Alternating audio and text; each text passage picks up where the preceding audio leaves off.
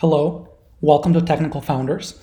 My name is Carlos Lara, AI Technical Founder, and in this video, we will learn how to perform image classification with PyTorch.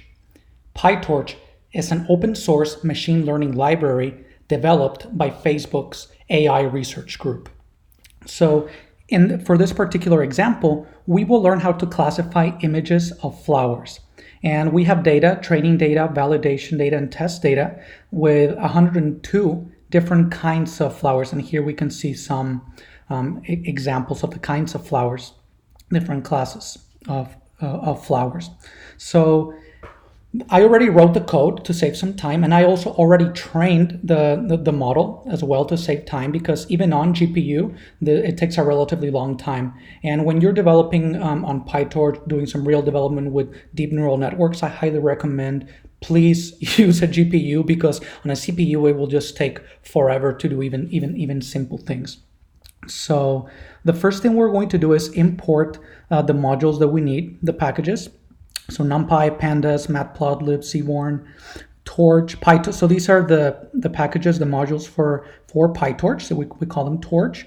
So here we're going to import NN, which is functions for used for neural networks.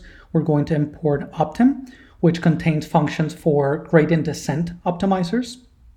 Here are some additional functions if we need them, and Torch Vision, of course, and the data sets, transforms, and models. And as we go through it, you'll see what these are used for, and it'll make sense as we go along with it. So the first step is to load the data. So again, the first step in machine learning is to gather the data. So we gather the data, and we're going to load the data and prepare it. So in my local directory here, I have, like I said, training, validation, and test images for all the different kinds of flowers, the 102 different kinds of flowers. Here I'm just defining a string, a path to the local directory. So first we're going to define transforms. Now, what is a transform? Is a transformation or a series of transformations that we will make on the images to prepare them for our neural network.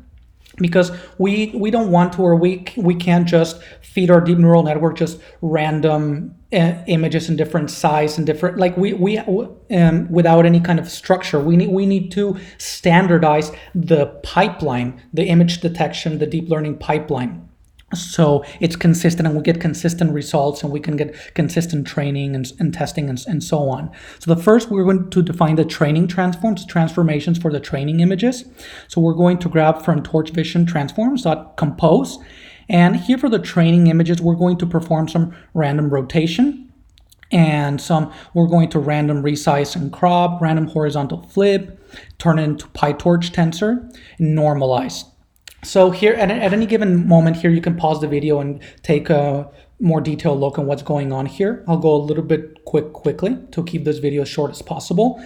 But the basic idea is that we don't want to train a deep neural network on only specific format of images, meaning not only in a certain orientation, in a certain kind of size, so we want the network to be able to generalize. So for example, if for example here for the flowers, what if we want to classify an image of a flower it's never seen before, and we give it an image that's rotated by 90 degrees and it can't classify it? Well, that's not a very useful neural network, right? It will not really be useful in the real world. So we want a neural network that will be able to generalize and classify images.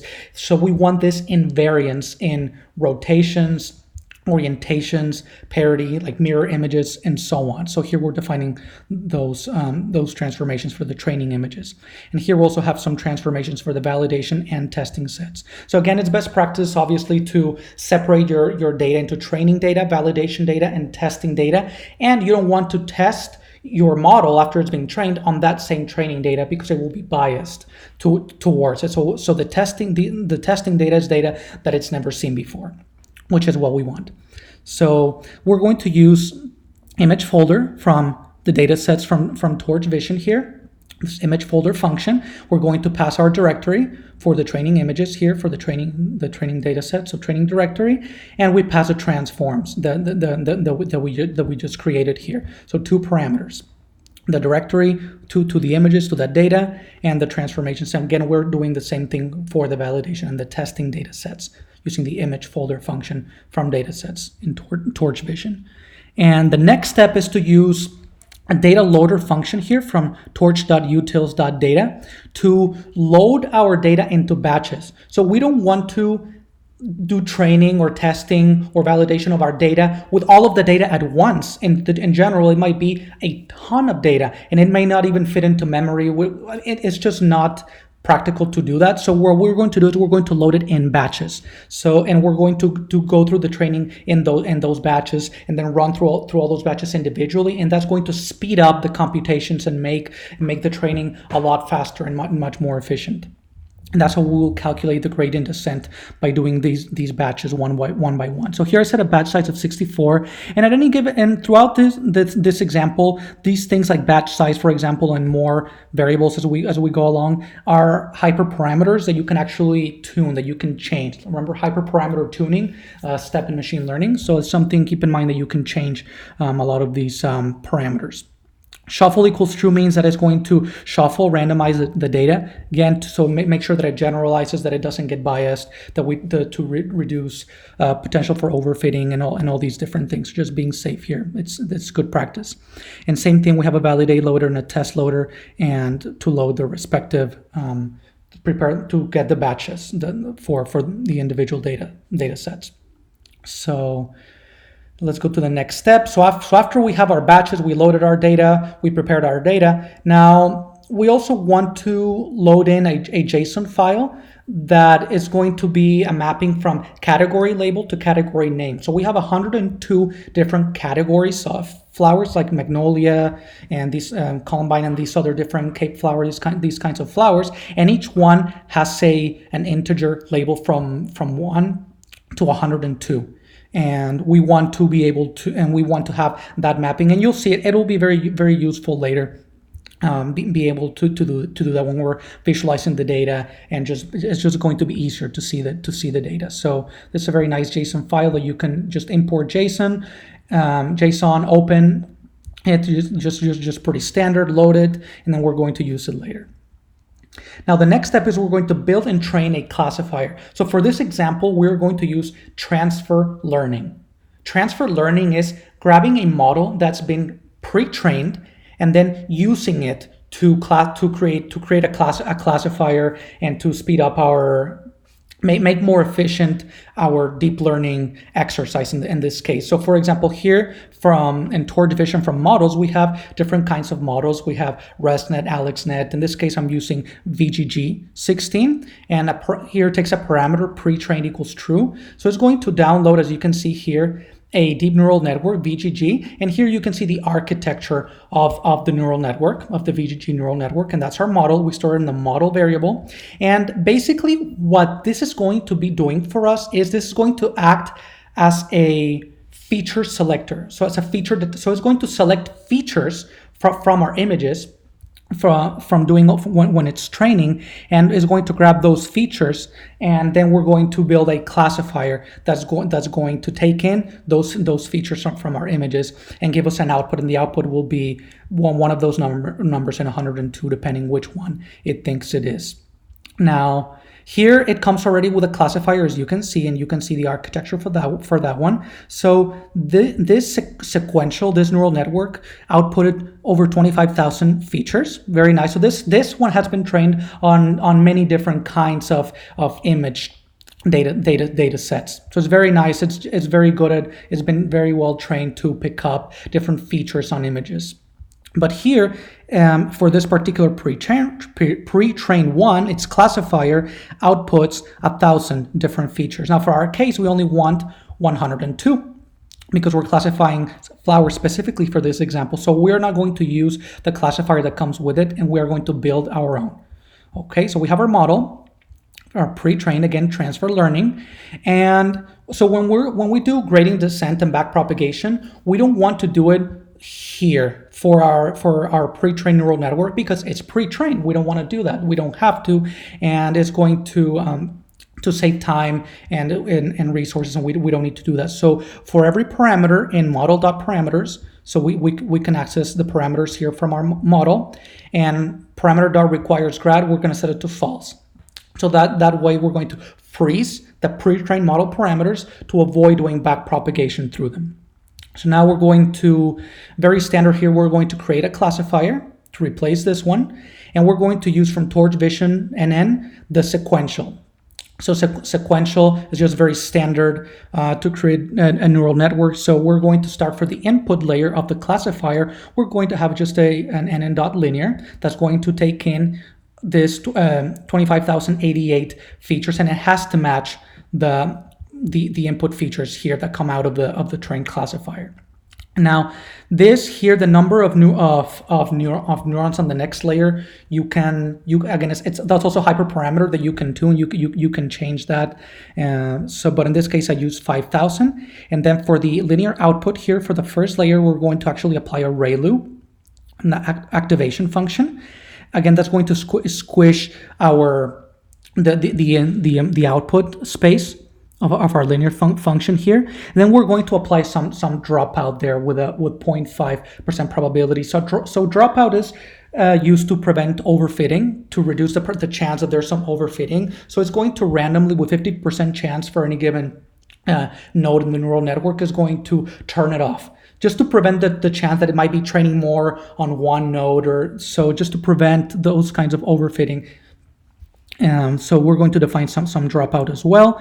And then, so here we only have one hidden layer. So we have an input layer here, the 25,088 features are coming out, and then a hidden layer with 5,000, and then it's going to output the 102 features that we want instead of the 100. So that's how we're going. And then for the output, we actually want a log softmax. So softmax is like a sigmoid. It actually squishes the output space to be between 0 and 1. And that corresponds to a probability. So we want this network to give us a probability of what it thinks a given image is. So for example, for this orange dahlia, we want us to give us a probability from 0 to 1 of what it thinks it is. And here the reason, and we're using log softmax, is because it's easier and nicer to work with log versions of our outputs, and you'll see in a moment then what we do about that. But the basic idea is that we want our output to be between 0 and 1 to be probabilities, and usually we would use a sigmoid function for that. But softmax is when we have more than 2 classes, so we have 102. So softmax will be ideal here. So that's our output, and here we can name them. So here we have an n.sequential passing our order dictionary. So that is our classifier, the architecture for our classifier. And the model that we have, our pre-trained model here, we're going to assign this classifier to its classifier. So model.classifier, and we assign the classifier. So now we have that. And here next we're just defining a validation function for the validation pass. So as we're doing gradient descent and backpropagation and going through the epochs, we're going to be doing some intermittent validation of our validation set, just to see kind of how it works, how the network is improving, just to see visually and just know that the accuracy is improving and is doing a better job at determining the correct labels for the validation data set. So you don't necessarily have to do this. You can just do the training and the testing data, but this is best practice, and this is how you would actually do it. So here, feel free to pause the video at any given time again to see how the function was defined, what we're doing. But basically, we're grabbing this validate loader. See how we loaded our images here into batches for the train, validate, and test loader. And here we're just grabbing that loader in this function. We're going to grab the loader, and that is a generator, so we're going to turn it into an iter here. And then for images and labels in there, we are going to do this. So first of all, images and labels, we're going to convert them to CUDA. What this means is that since this was trained using a GPU, not a CPU, CUDA is in PyTorch. This is what corresponds to using a GPU. So this is going to convert these variables into a form that will be able to be used on the GPU. So we're also going to pass our criterion. We'll see in a moment what that is in our model. So again, we have our output, and so again, you can pause here and then come back to the video to see how this is used. I'm getting a little bit ahead of myself, but the point is we're going to have an output from the model, from the forward pass, passing the features, so our images, and is going to output some probabilities. And we want to use torch.exp of the output. So remember, it's a log softmax. So the log, if you take the exponential of the log, is going to give you the actual probability. So that's why we're doing torch.exp of the output. So now for our training here, more specifically, we define our criterion, which is our loss function. So we want to minimize our loss function, pretty standard for training a deep neural network here. So we're going to grab this and LLL loss, which actually works well with the log softmax, with our log values that we're using. So that's the one that we're going to use. And there's other options, of course, but that's the one that we're using for this video. That's our loss function. And our optimizer, our gradient descent optimizer here, we're going to define it. So we're going to grab optim, which we imported, and we're going to grab Atom. So we have stochastic gradient descent and other optimizers, but we're going to use Atom because it's one of the nicest, and it contains actually momentum as well, which momentum actually makes it, increases the chance of finding a better local minimum. So it's just a very nice optimized gradient descent optimizer here, Atom. And for it, we're going to pass two parameters here. So our model.classifier.parameters. So we don't want to pass the model.parameters. Remember, those are frozen. That model has already been pre-trained, but we want the classifier's parameters that we created. This is what's going to be trained, the actual classifier. So we want those parameters, and then LR is a learning rate. So here, again, learning rate is a hyperparameter that you can tune, but here we set it to 0.001, the learning rate for our optimizer. And now the next step is we are going to now train our classifier. So we define a function called train classifier. And here, the active session doesn't matter. This is just so it doesn't time out when training on GPU when I was training this. So we define our epochs. And this is, again, as you know, another hyperparameter that you can tune. Here we use 15 for this example. And here our model, this is very important. We want to change it because we're running on GPU. We want to convert it to GPU, to CUDA. So it's, again, it's in a way, in a form that is going to be processed by GPU. So here, pretty standard, we're going to run our loop, our for loop here for each epoch in the range of epochs here. So we're going to train our model. So we have our train function, and the train means it's in training mode. So it can be in evaluation mode, but this means that we want our model to be in training mode here because we're training. And here, feel free to pause the video for the details if you want to stop and see how this was coded, and feel free actually to watch my previous video, which was gradient descent in neural networks. So we go into a little bit more detail on how that works. So it's the same idea. So for the images and labels in our train loader, which we defined earlier, our batches, we are going to train. So images and labels, again, we convert them to CUDA, so it's in GPU ready form, and then we want to zero the gradient here, pretty standard, to make sure that every time we run through the loop, we zero out the gradient, so they're not added up. So we recalculate them. And here's the magic, essentially, the cool part, the bulk, where training really happens. So we have, for our output, we assign it model.forward. So this is the forward pass in our network. So we go to the right, essentially, if we can visualize it going through the network, feed our data, our features that are going to go through the forward pass, and then we're going to have an output, which is log softmax. And then we define our loss here, which is our criterion, our loss function, and we're going to pass our output and the labels. Why? Because the way a loss function is really how you calculate the loss is by calculating a difference between the answer that you got, the label that you got, and the answer that it should have gotten. So you're calculating the differences and calculating an error based on the difference, then minimizing that error. And after we have our error, then we do backpropagation. So we do loss.backward. So we backpropagate that error. And then we do optimizer.step. So we do a gradient descent step here to update our weights and biases, or update our model classifier parameters. And here also, every certain number of steps, we're going to do some evaluation. We have to change our model to evaluation mode. So it's an evaluation.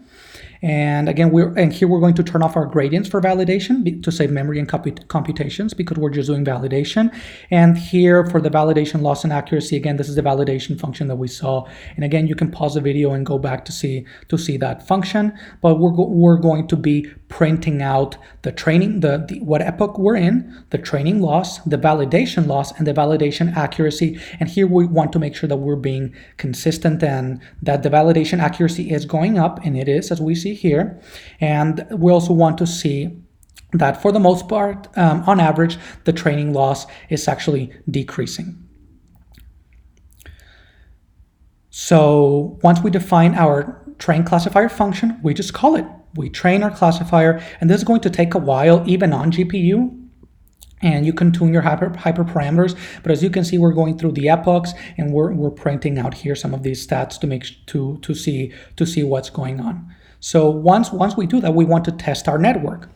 So we define our test accuracy function here, and you can pause the video again to see how this was done. But again, change our model to evaluation mode, make sure it's in CUDA for GPU. Now we pass our test loader, and pretty standard, same thing that we did for the validation loader essentially. And here we're going to now call the function test accuracy, pass our model and our test loader as parameters.